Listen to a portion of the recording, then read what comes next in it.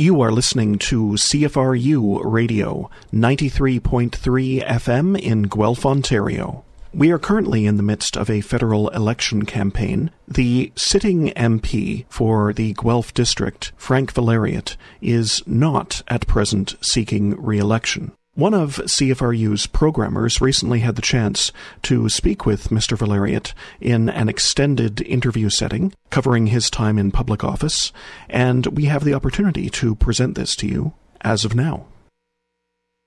Hello, this is CFRU 93.3 FM in Guelph. My name is Koba. I am here at the constituency office of our MP, Mr. Frank Valeriote. He has served our Guelph community for the past 7 years. He is very happy to share his experience serving this community for the past 7 years. I would like to welcome Mr. Frank Valeriote for coming into our show. Hello, Mr. Frank Valeriote. How do you feel today? I feel very well, Koba, and thank you so much for having me on your program. It's a wonderful opportunity to do an exit interview with the election coming on October 19. Okay, I'm going to ask you questions from the first day that you felt excited about entering the political career. Mm-hmm.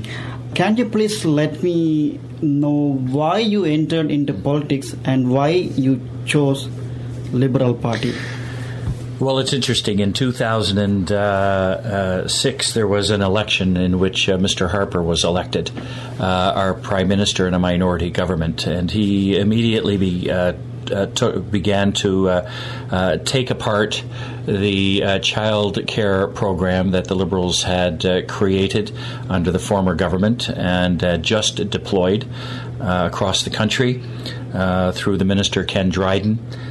He declared his intentions to abandon Kyoto, and also he declared his intentions not to follow through with the Kelowna Accord, which was a really substantial and substantive arrangement with our First Nations in advancing their well-being. And, it's funny, but in midsummer of that year, I began to have what they call one of those Popeye moments when Popeye said, I that's all I can stand, I can't stand no more. And frankly, I was completely discouraged with the Prime Minister's approach to the environment, our social programs, and at that same time, coincidentally, our then Member of Parliament, Brenda Chamberlain, sometime in September or October, decided that she was going to retire.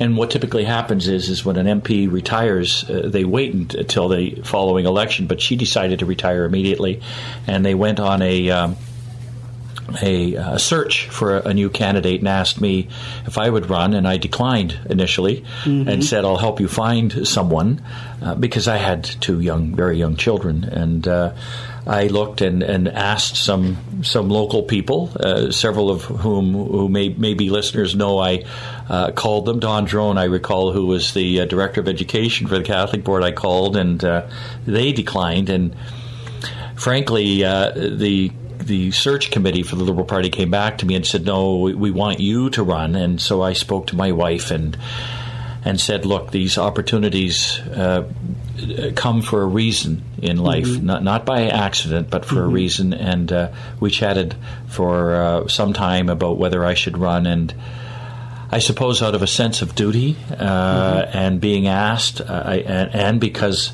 of my opposition to Mr. Harper's government, I thought, here's a chance to serve our community in a real meaningful way, much more than I'd served before, and I decided to run at that time. Okay, I also believe that you had a strong political knowledge or involvement, isn't it? Not really. I my father was very, very active in the Liberal Party when I was young, and I'd never been in a campaign before. I had done a nomination speech for one of the previous provincial elections, for someone who was seeking the nomination for the Liberal Party.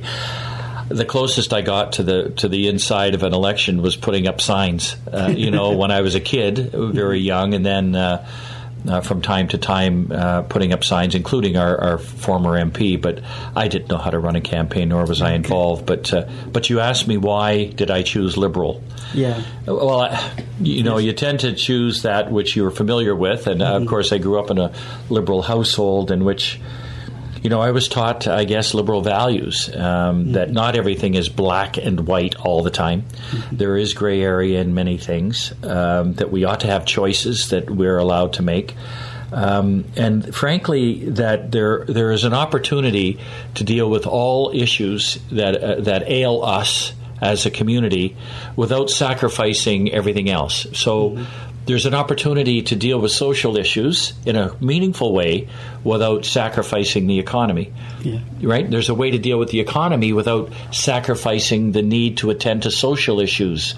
There's a way to deal with the economy without sacrificing dealing with the environment. They're all intertwined, and that's really fundamental to liberal values. That and working collaboratively and sharing, where you have what you have for yourself, but you also share with others and look out for the well-being of others. And so because they had the same values I did, that's essentially why I continued with the Liberal Party. Not that I agree with everything they do, but for the most part, I share their values. What did you think or feel when you first ran for the election? Well, I was nervous and afraid, like anyone else. There was a lot of fundraising to do. I started out in a by-election, actually, where because Brenda Chamberlain had resigned her seat, there was a by-election, and I was running against the current Conservative candidate, Gloria Kovac. And at first, in the by-election, we had a strong sense that we were going to win. I was really well greeted at the doors. Everybody says that as candidates, that everybody's supporting me, but I did have a strong sense. But then Mr. Harper called a full election the day before we were supposed to vote on our by-election, so we never got a chance to vote following our by-election. So we had a campaign that was 80 or more days, I think, between a by-election that turned into a national election. And in the national election, things started to change because our then leader, Stéphane Dion, people didn't receive him and as a welcoming away as we thought they might, and so things began to erode, and it became very close to the point we thought we might lose that election in the first time out in 2008. But fortunately, locally, we are mostly a progressive community, so a lot of Green and NDP supporters legitimately fearing that the Conservative might win, came over and supported me, knowing that they could trust their vote with me, and that proved to be true. I only won by 1,800 or so votes in the first campaign. That was it. So if the Greens and NDPs didn't come over to help, we would have had a Conservative member of Parliament. What do you think was the reason for your success in the first time and consequently in the second time?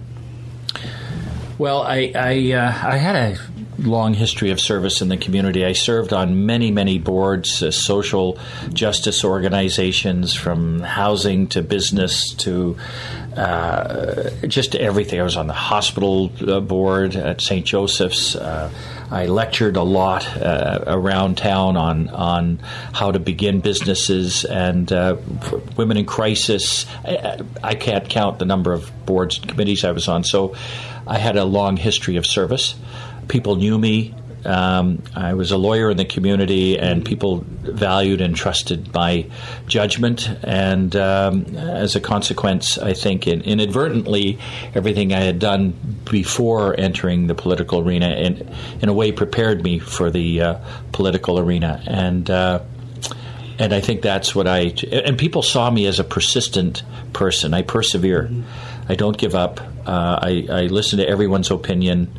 And I think that met that caused my first election. And then I established myself with those same credentials as an MP in the first term. And people knew that I believed that they could trust me and rely on me, and they had full access to me all the time.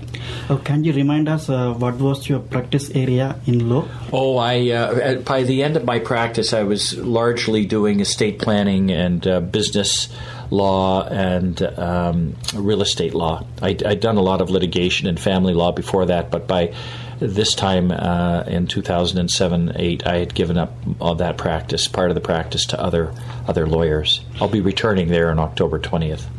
Can you say that your legal experience also helped serving as a... There's no question. There's no question, Koba. For instance, a lot of people come in to the riding office looking for visitors' visas. And as you know, from many countries, this particular government refuses visitors and refuses immigrants. And so you have to... because they believe anybody who comes here is not going to go home. And so you have to create a very compelling case for them and convince the immigration officials that somebody visiting here will go home.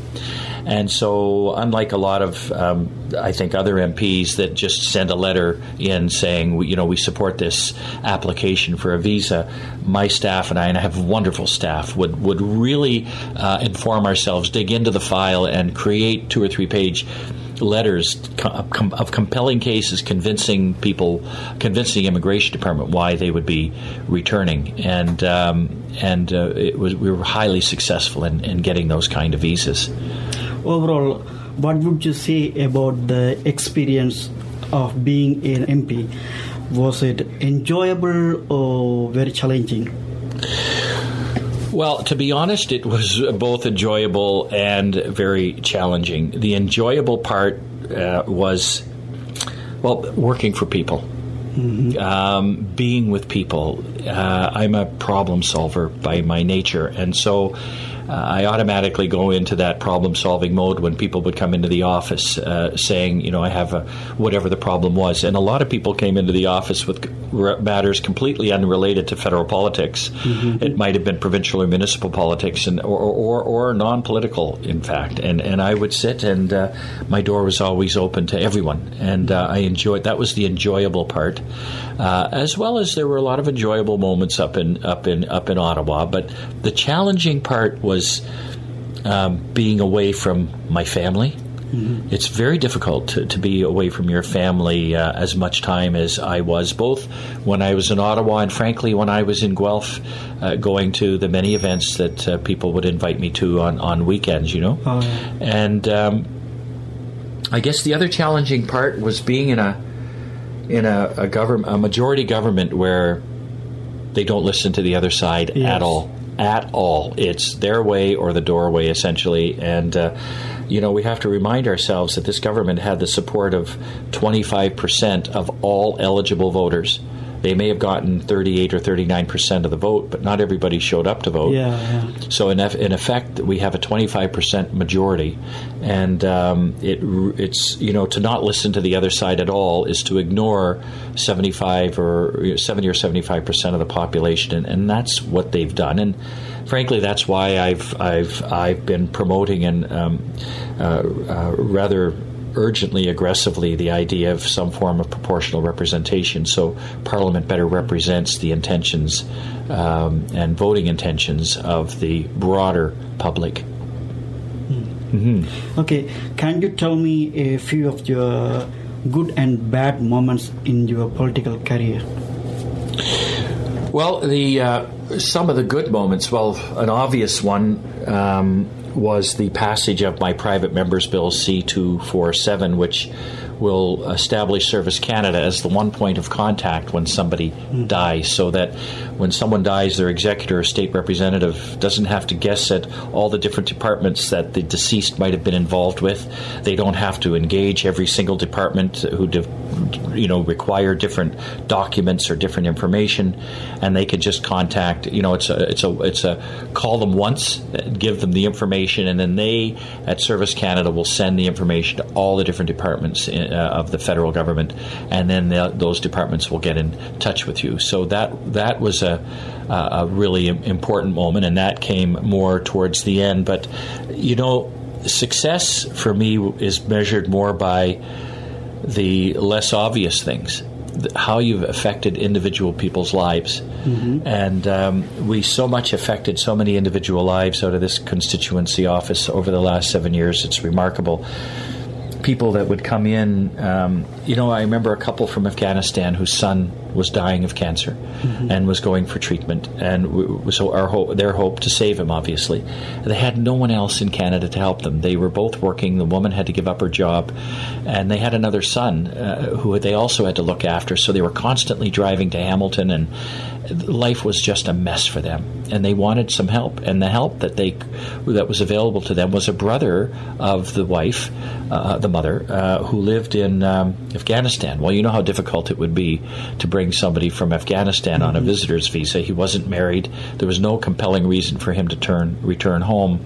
So, like that and a few other cases, I created the story and went, and went to speak to the minister across the floor, as I often did, and spoke to the minister and said, "This is one of those compassionate cases where you've just got to let him come."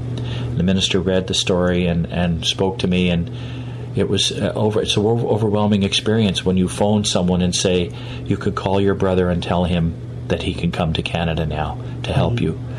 Another one was a woman who was at a hospice in Cambridge, in Waterloo Hospice, and her dying wish was to become a Canadian citizen. She'd been here for many years, but just didn't do it. And we actually were able to arrange very quickly a citizenship, not only her citizenship application being processed, but having a citizenship judge, swear her in as a Canadian citizen with me and my staff and her family around her bedside at the hospice.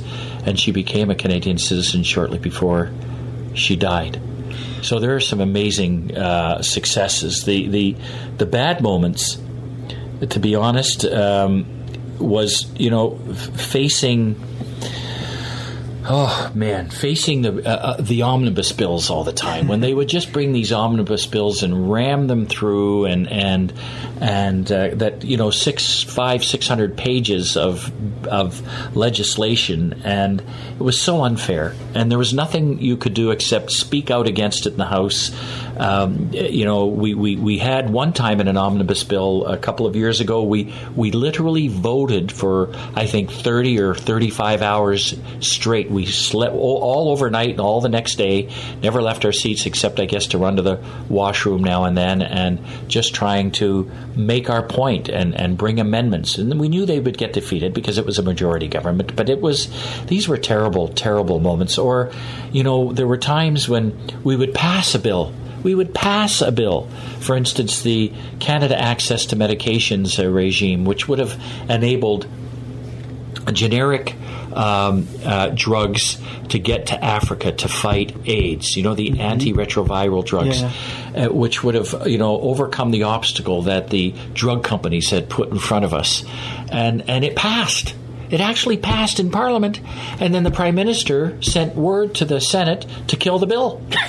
and so essentially these were very, very, very discouraging moments for us, when you would work so hard and just see good legislation die because of the antics of the government. Yeah, working with a majority government is also very frustrating, I understand. Despite all these challenges, what motivated you to persist in the political career?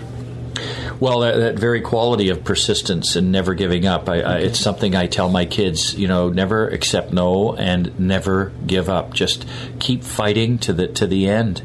That and frankly, a sense of duty that I felt, for instance, to farmers when I was the agricultural critic, veterans in the last year and a half. As veterans critic, you develop a real attachment to the people who you advocate for.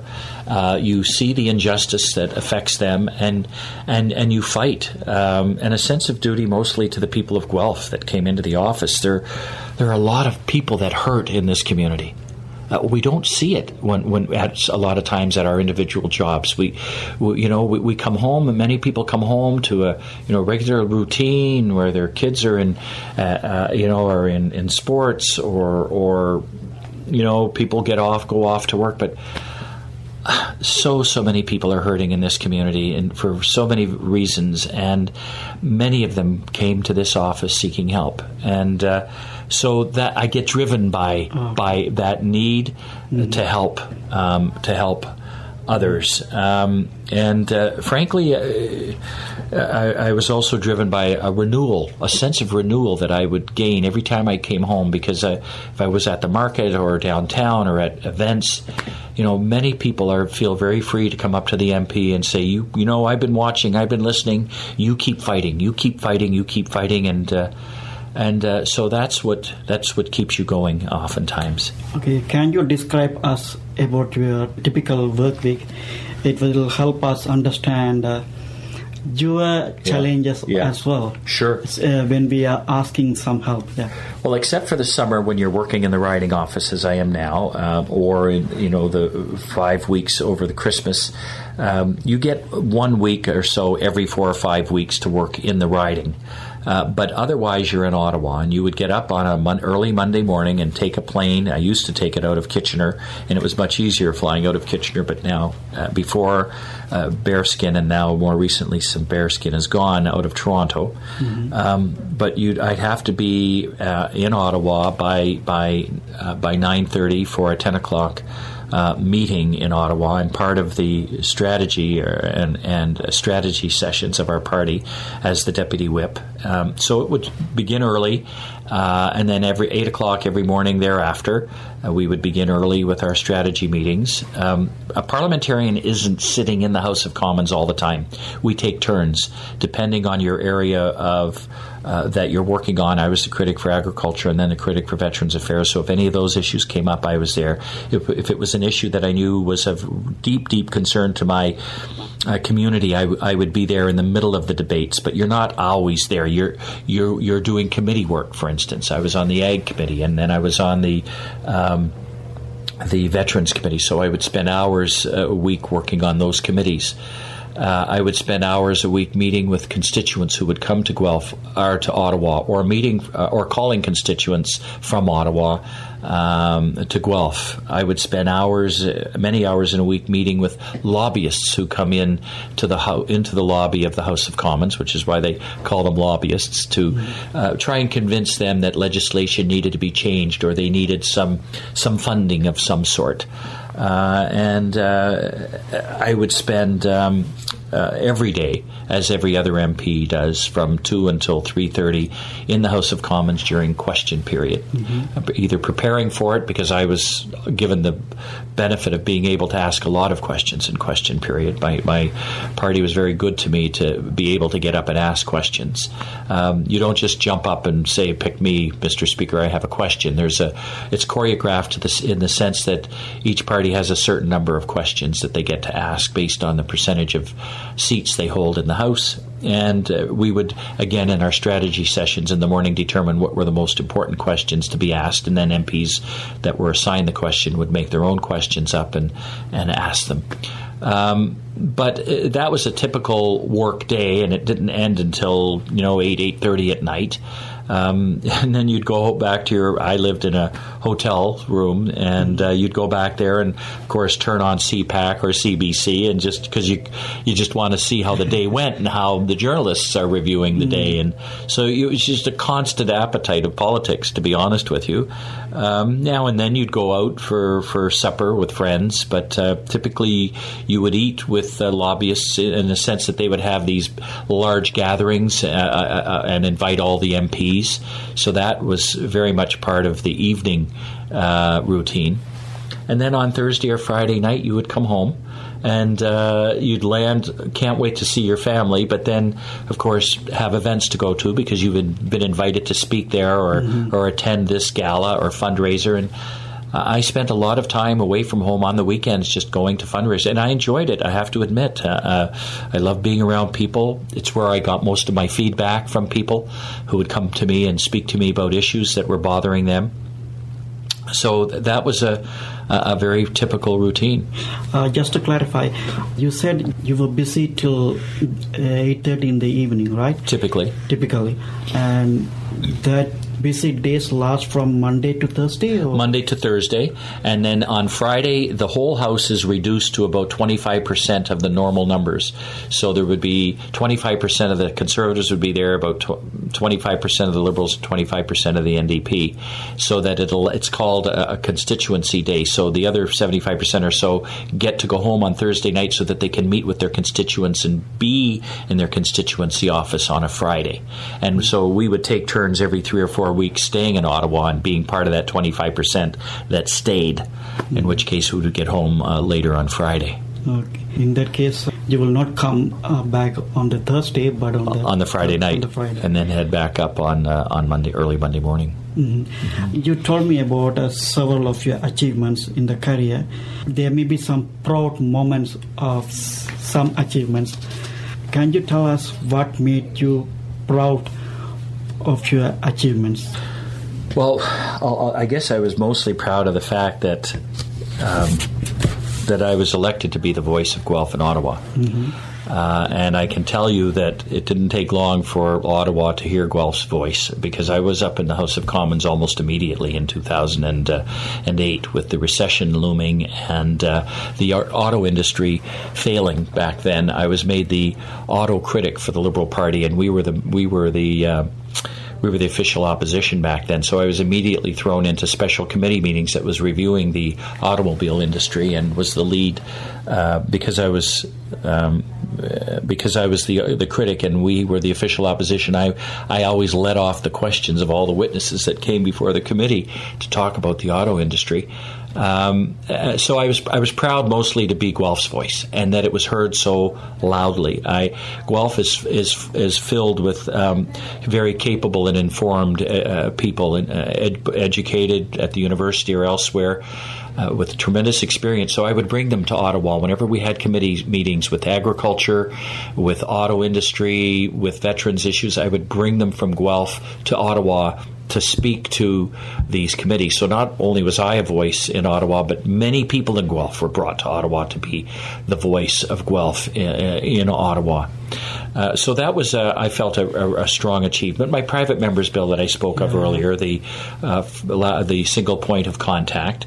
I think, as I say, working and being an advocate for the veterans and with such a loud voice and really raising that issue, as you know, in the last year and a half, that issue with respect to how poorly our veterans are being treated by this government and how ignored they've been, particularly with respect to the issue of PTSD.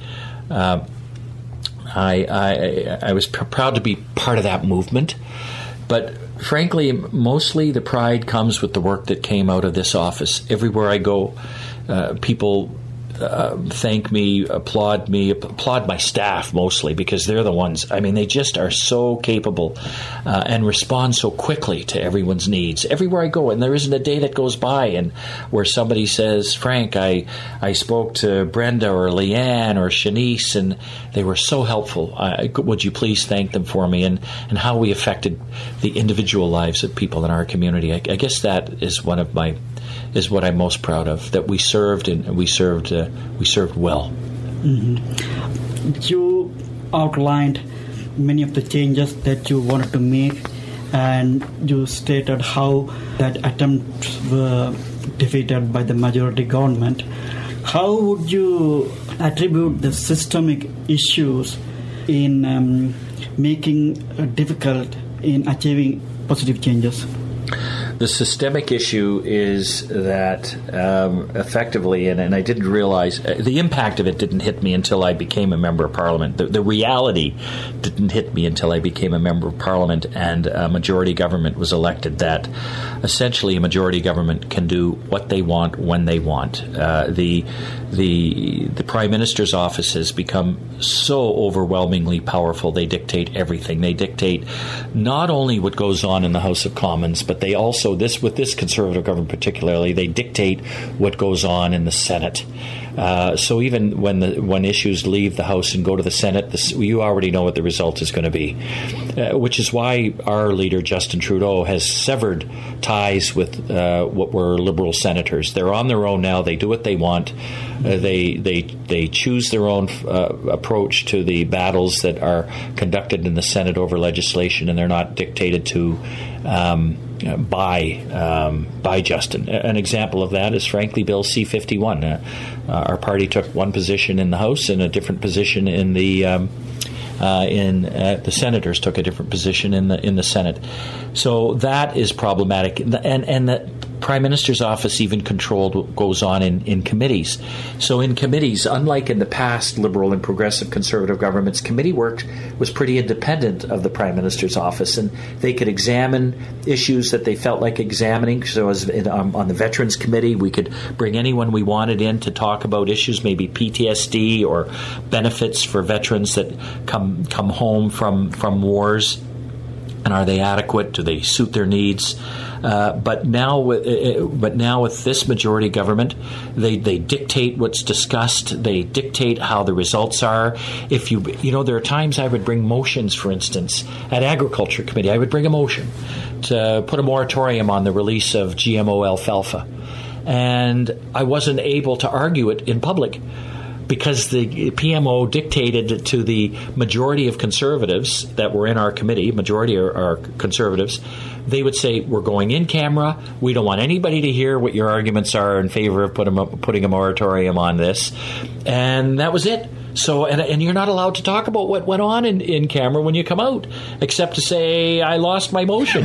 and so systemically, there's a complete abrogation, frankly, of our responsibility as parliamentarians to our communities, because systemically we're not able to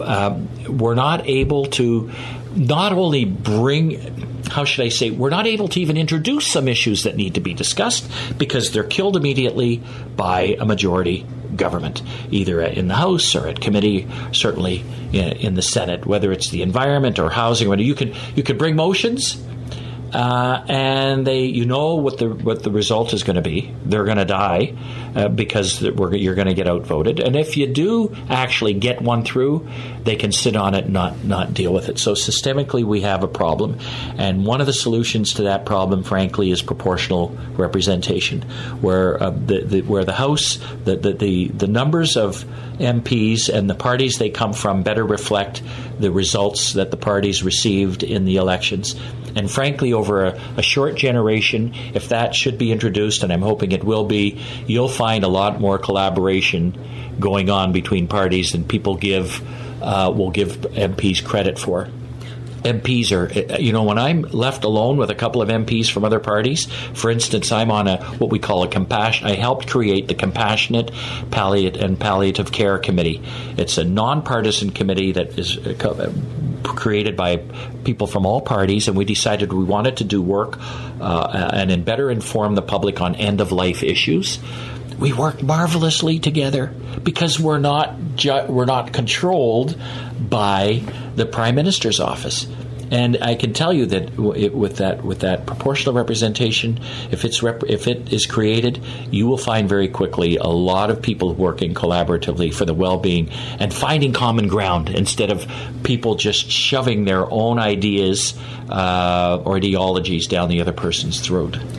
Just to clarify, a member of parliament from a particular party will hold the values of the same party, right?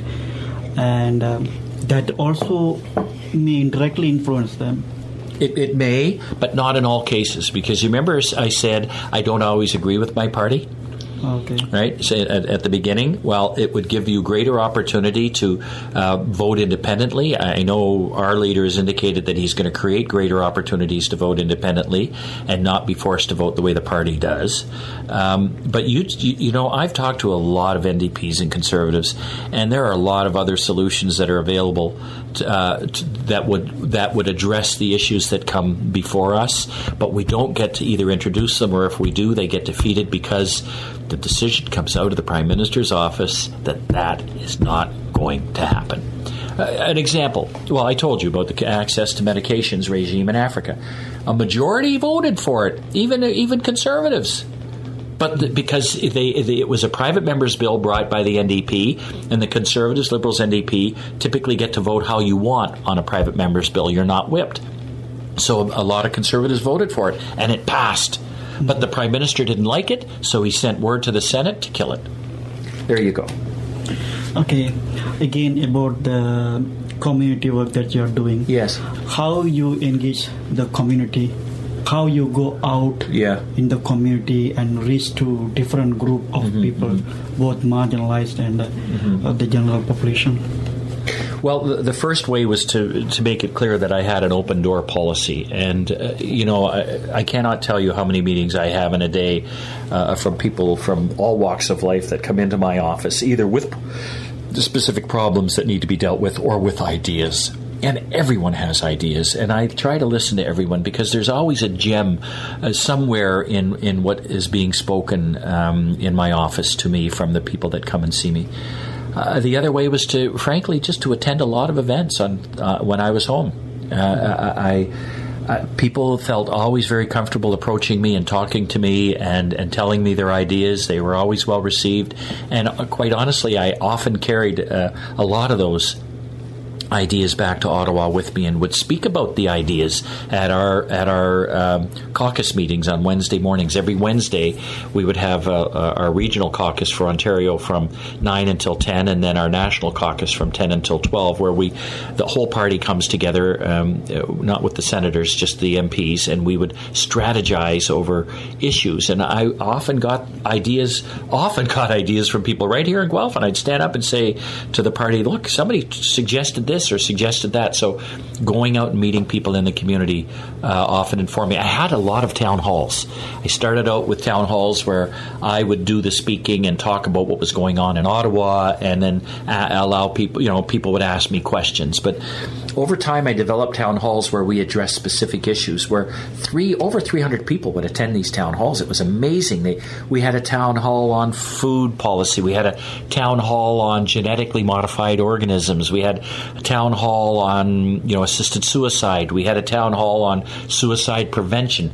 We had town halls on so many issues over the years, and many people, and well advertised, many people would come, and they would tell me what was on their mind, believe me.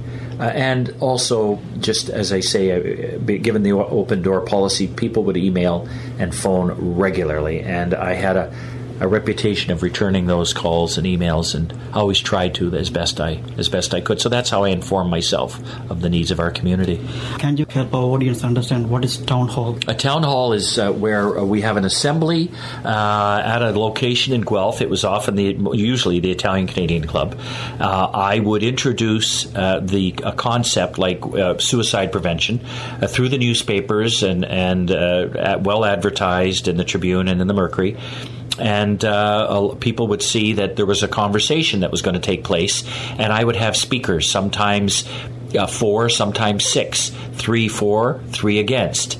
And so I would, I always believe in, despite where I stood on the issue, I always believe in informing people so that they can make their own decisions and not have me impose my ideas on them and say, oh no, there's only one answer to this. Do you know what I mean? Mm-hmm. And so they would come, they would listen to the speakers, and they would be given hours to ask the speakers questions, because these speakers were informed, qualified people, excellent, huge credentials in the area of, say, that was the subject of the town hall. Mm-hmm. Regarding the ability of MPP and a MP to make changes in the community, the power is different. Yes, different jurisdictions. Different jurisdiction.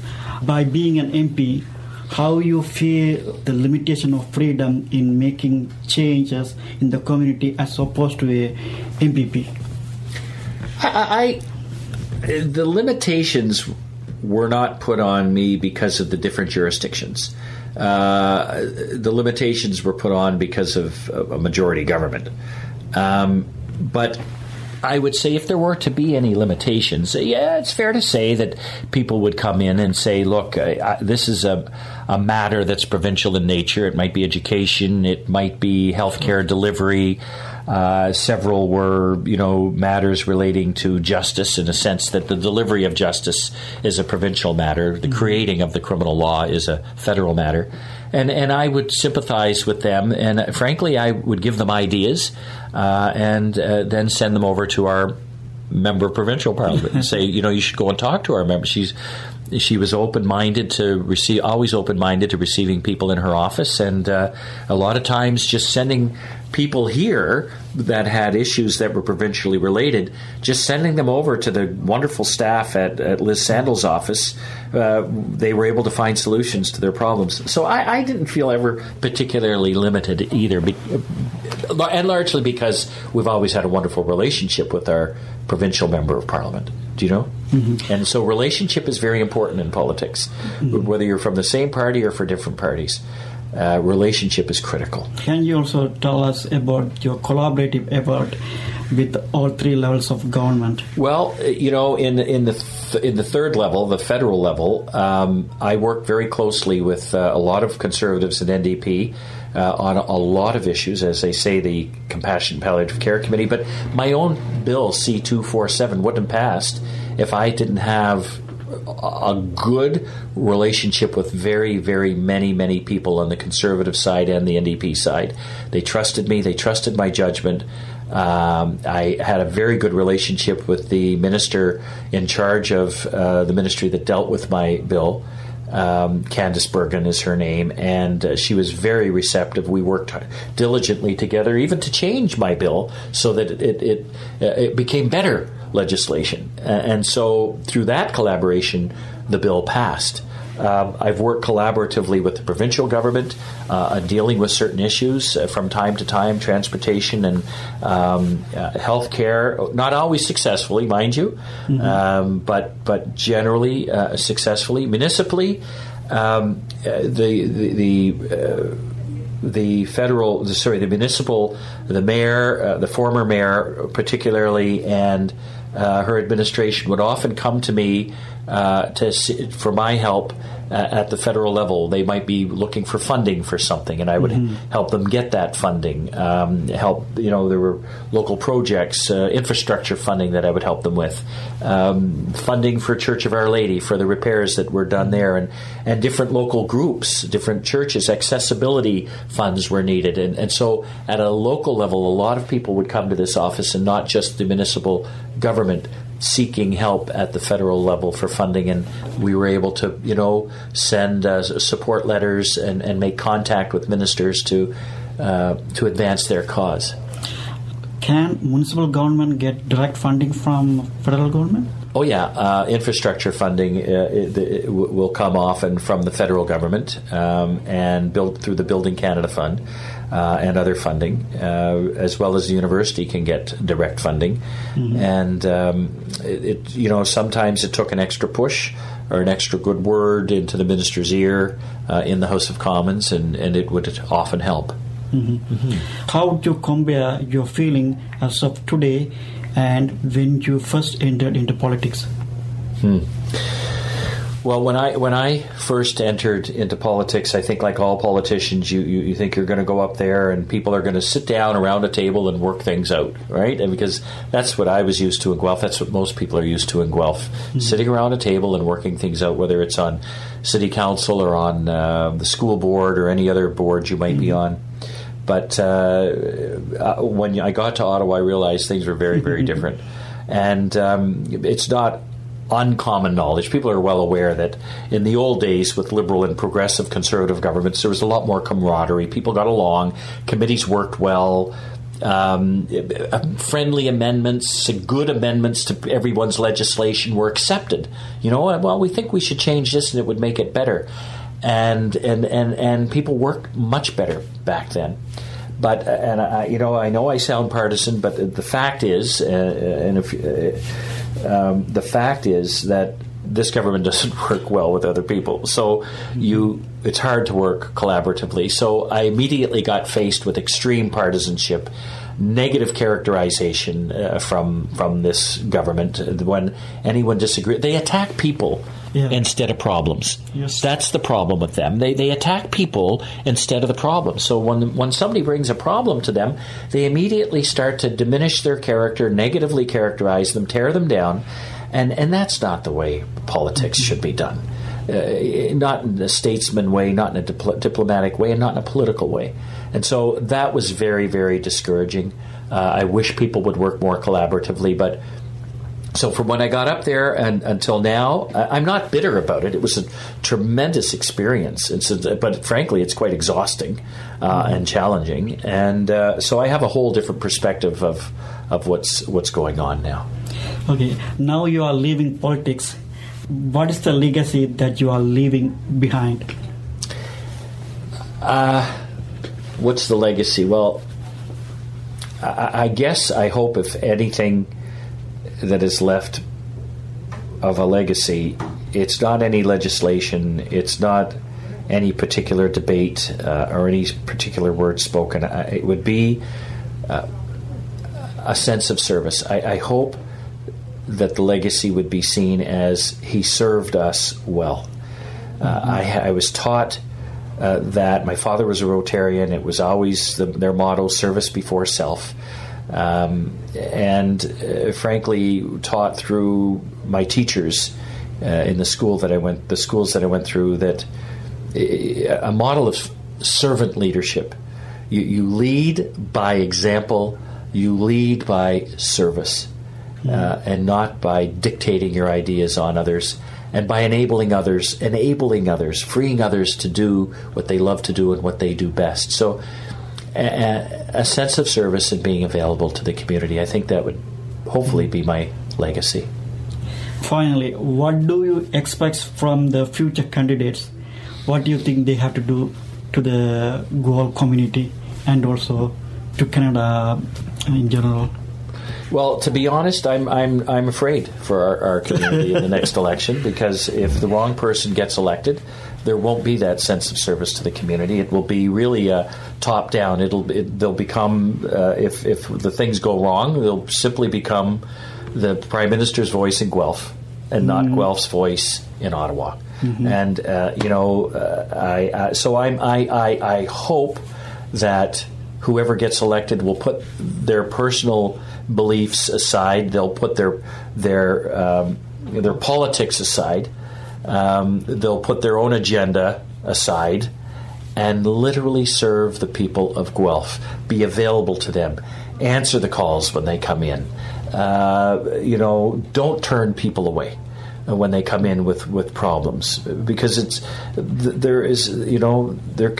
we've always had a history of good leadership in this community in Ottawa, and I think it's important that servant to the people of Guelph, the voice of the people in Ottawa, has to be maintained, and I would just hate to lose that.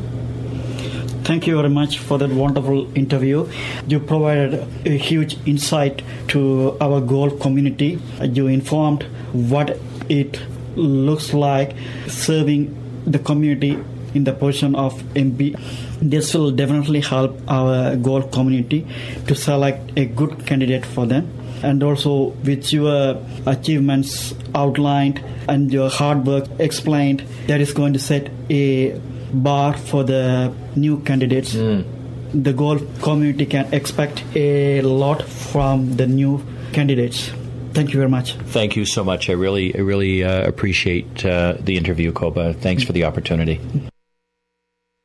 That was an extended interview with outgoing Guelph Member of Parliament Frank Valeriote. Now, here's some music to take us up to the top of the hour.